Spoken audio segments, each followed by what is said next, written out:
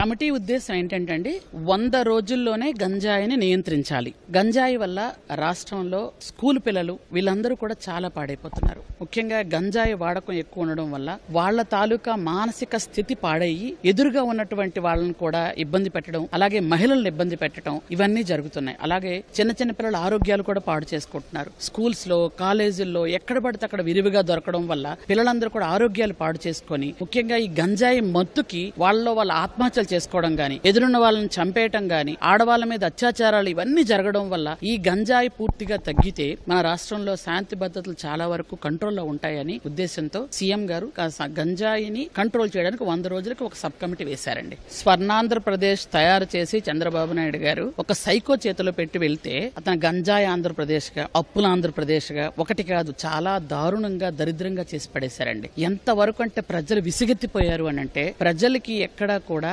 కొంచెం కూడా రక్షణ లేకుండా ప్రజలందరూ కూడా 24 గంటలు అసలు మనం ఎలా బ్రతకాలి అన్న పరిస్థితిలోకి వచ్చేసిన పరిస్థితి వచ్చింది. అరకు ప్రాంతంలో అంటే కాఫీ తోటలు బాగా పెంచమని చంద్రబాబు నాయుడు గారు అప్పచెప్తే ఆ కాఫీ తోటలు కూడా గంజాయి తోటలుగా మార్చుకొని కొంతమంది దళారులు, అలాగే కొంతమంది బయట నుంచి వచ్చిన వాళ్ళు, వేరే జిల్లాల నుంచి వచ్చిన వాళ్ళు కూడా అక్కడున్న గిరిజనులను ప్రలోభ పెట్టి, అక్కడున్న గిరిజనులు భయపెట్టి అక్కడ కాఫీ తోటల్లో గంజాయి కూడా పండించుకొని రాష్ట్రాన్ని సర్వనాశనం చేయడానికి ముందుకొచ్చారండి. ఇవన్నీ అరికట్టడానికే ఈ రోజు మేము ముందుకు వెళ్తున్నామండి. 100 రోజుల్లో గంజాయిని ఖచ్చితంగా పూర్తి స్థాయిలో అరికడతామండి. ముఖ్యంగా ఎవరికైనా ఇప్పుడు సపోజ్ ఎవరైనా ఒక తెలిసిందనుకోండి, ఫోన్ చేసి చెప్పొచ్చు. అలాగే పోలీస్ డిపార్ట్మెంట్ వాళ్ళు దాని మీద ఎక్కడెక్కడ గంజాయి వస్తుంది, ఆ గంజాయి వచ్చిన విషయాలు చాలా మంది పోలీసులకి, కొంతమందికి మన వ్యక్తులకి చాలా మంది తెలిసి ఉండొచ్చు. ఎందుకంటే అప్పట్లో ఆ ప్రభుత్వంకి అనుగుణంగా బయట పడలేకపోవచ్చు. ఈ రోజు చంద్రబాబు నాయుడు గారు ఖచ్చితంగా మీరు తెలిస్తే చెప్పండి, గంజాయిని అరికడదాం, మన భావితరాలకి పిల్లల భవిష్యత్తుని కాపాడుకుందాం. కాబట్టి